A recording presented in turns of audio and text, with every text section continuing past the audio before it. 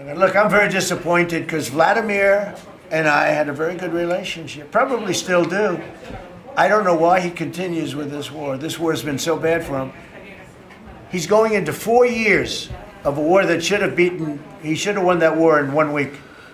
He's now going to soon be into his 4th year. He's lost 1.5 million soldiers, probably, close.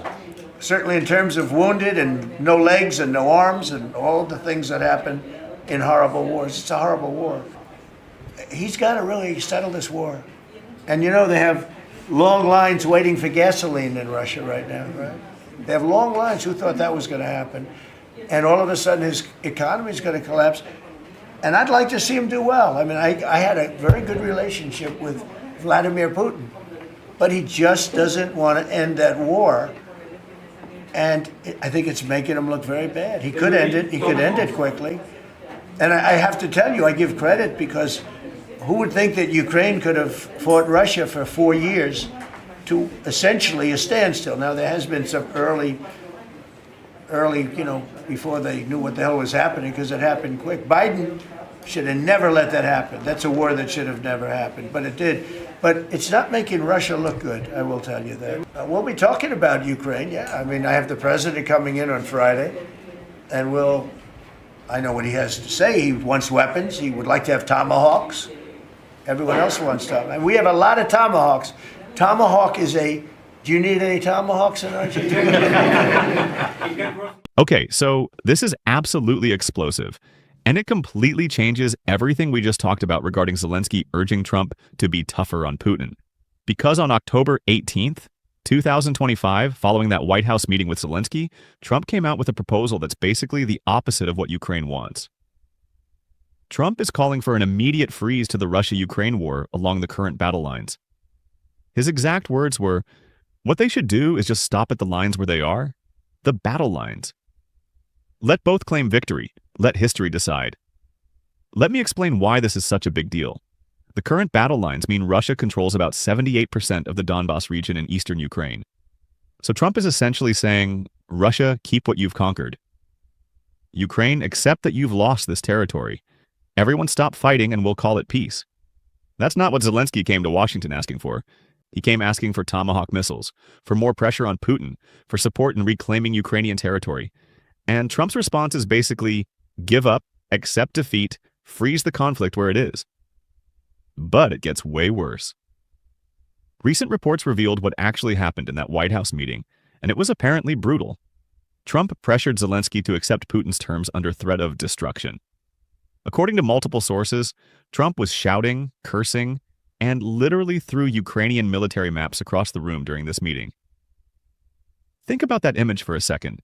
The President of the United States screaming at the President of Ukraine, throwing maps, demanding that Ukraine surrender territory to Russia or face destruction. That's not diplomacy, that's intimidation. Reuters and the Financial Times reported that Trump told Zelensky to cut a deal with Putin or risk facing destruction. Not destruction from Russia, destruction that Trump himself would allow or enable by cutting off U.S. support. So Trump is essentially threatening Ukraine. Accept Russia's terms or America abandons you. This represents a massive pivot from Trump's earlier position. Previously, Trump at least nominally supported Ukraine's territorial claims and sovereignty.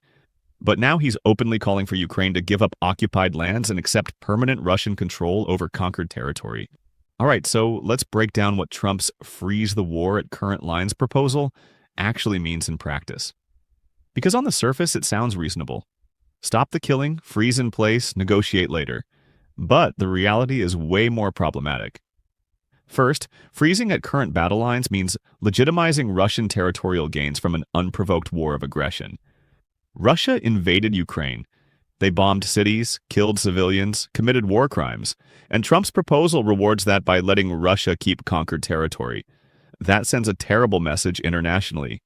It tells every potential aggressor, if you invade your neighbor and can hold territory long enough, the international community will eventually accept your conquest as legitimate. That's an invitation for more wars, not peace. Second, a frozen conflict doesn't actually create peace. It creates a permanent state of tension with occasional flare-ups. Look at Cyprus, divided since 1974. Look at Georgia, with Russian-occupied territories since 2008. Look at the Korean Peninsula with a frozen war since 1953. These aren't peaceful situations. They're powder kegs waiting to explode. Third, Ukraine has repeatedly and clearly stated they will not accept permanent territorial concessions to Russia. Zelensky and other Western leaders continue to assert Ukraine's right to reclaim all occupied lands, including Crimea. So Trump's proposal is asking Ukraine to give up their core position without getting anything meaningful in return. What does Russia give up in this deal? Nothing. They stop advancing, but they were already struggling to advance. They keep everything they've conquered. They face no consequences for war crimes. They get implicit international recognition of their gains. That's not a compromise, that's capitulation. Fourth, let history decide is a meaningless phrase. History doesn't decide territorial disputes. People with guns decide territorial disputes. So Trump is really saying whoever controls the land now gets to keep it permanently, while pretending there's some neutral historical judgment that will resolve things later. The humanitarian situation adds urgency but doesn't change the fundamental issues. Yes, the ongoing conflict sees renewed Russian strikes worsening the humanitarian crisis as winter approaches. Yes, people are suffering and dying, but accepting an unjust peace doesn't actually end suffering. It just freezes it in place while creating conditions for future violence. Okay, so let's talk about the political implications of Trump's position and what it reveals about his actual priorities. Because this proposal isn't really about peace. It's about Trump's relationships and interests. Trump has made it clear throughout his presidency that he values his relationship with Putin. He praises Putin regularly. He takes Putin's calls. He treats Putin more respectfully than he treats democratic allies. And this proposal is the culmination of that, Trump essentially siding with Putin against Ukraine. The tense White House meeting with Zelensky reportedly included Trump discarding Ukrainian military maps and demanding Ukraine accept Putin's terms. That's not the behavior of someone trying to broker fair peace. That's someone who's already decided to favor one side and is bullying the other into acceptance. This creates massive problems for NATO and Western unity. European allies are watching Trump essentially abandon Ukraine and wondering if they can trust American security commitments. If Trump will throw Ukraine under the bus to please Putin, what about the Baltic states? What about Poland? What about any NATO member that Russia decides to pressure? The timing is significant too. Trump is dealing with domestic crises, government shutdown, protests, legal troubles. He desperately needs a foreign policy win, and in his mind, getting Russia and Ukraine to stop fighting, regardless of the terms, counts as a win he can tout politically. But accepting Russian conquest as the basis for peace isn't a win for anyone except Putin. Ukraine loses territory and sovereignty. Europe loses security. The international rules-based order loses credibility. The only winner is Russia, which gets to keep its conquests without consequences. The question is whether Trump can actually force this outcome. Ukraine could reject the proposal and keep fighting, but without U.S. military and financial support, Ukraine's ability to continue the war is seriously compromised. So Trump has leverage, like he can threaten to cut off aid if Ukraine doesn't accept his terms. That's what makes the reported threat of destruction so significant. Trump isn't just proposing a deal, he's threatening Ukraine with abandonment if they don't accept it. That's using American power to coerce an ally into surrendering to an adversary. Critics are saying this effectively endorses Russia's gains and undermines Ukraine's sovereignty. And they're right. There's no way to frame "keep what you conquered" as anything other than rewarding aggression. All the diplomatic language about letting history decide doesn't change that fundamental reality. Zelensky's public rejection of territorial concessions puts him in direct opposition to Trump's proposal. So we're heading toward a confrontation where either Ukraine accepts a deal they've repeatedly said is unacceptable, or Trump follows through on abandoning Ukraine, or somehow a different solution emerges. The international community's response will be crucial. If European allies back Trump's proposal, Ukraine is isolated and might have to accept. If European allies stand with Ukraine and commit to continuing support regardless of U.S. position, then Trump's proposal becomes less relevant. But Europe has never been willing to fully support Ukraine without American involvement. The U.S. provides the majority of military aid and intelligence support. So, if Trump cuts off support, Europe would struggle to fill that gap, which means Ukraine would be in serious trouble. This also raises questions about Trump's strategic objectives in the conflict.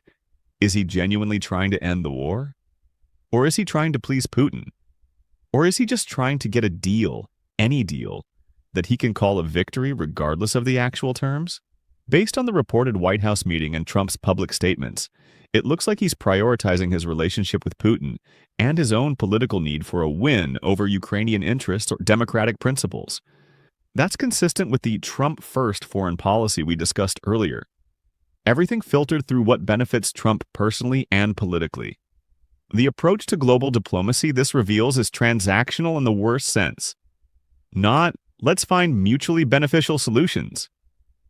Transactional, but I'll sacrifice your interest to get what I want, transactional. Ukraine is being treated as a bargaining chip in Trump's relationship with Putin, rather than as a sovereign nation with legitimate rights. The deep divisions in U.S. policy on Ukraine this creates will have long-term consequences. Even after Trump eventually leaves office, Ukraine will remember being pressured to surrender territory. Allies will remember the U.S. threatening to abandon a democratic nation under attack. Adversaries will remember that aggression can be rewarded if you hold out long enough. The volatile diplomacy, war realities, and high-stakes politics of this situation make it one of the most consequential foreign policy moments of Trump's presidency. How this plays out over the next few weeks, whether Ukraine accepts some version of Trump's proposal, whether they resist and lose U.S. support, whether European allies step up, whether Putin sees this as an opportunity for more aggression, will shape European security for decades. And at the center of all of it is Trump's fundamental question: should Ukraine accept frozen conflict at current battle lines, giving Russia de facto control over conquered territory, or should they keep fighting for their sovereignty, even if it means losing American support? That's not a question with easy answers. But Trump screaming at Zelensky and throwing maps across the room while threatening destruction if Ukraine doesn't capitulate suggests Trump has already made his choice. And it's not the choice that supports democracy, sovereignty, or the international rules-based order. It's the choice that pleases Putin and gets Trump his deal. Retry?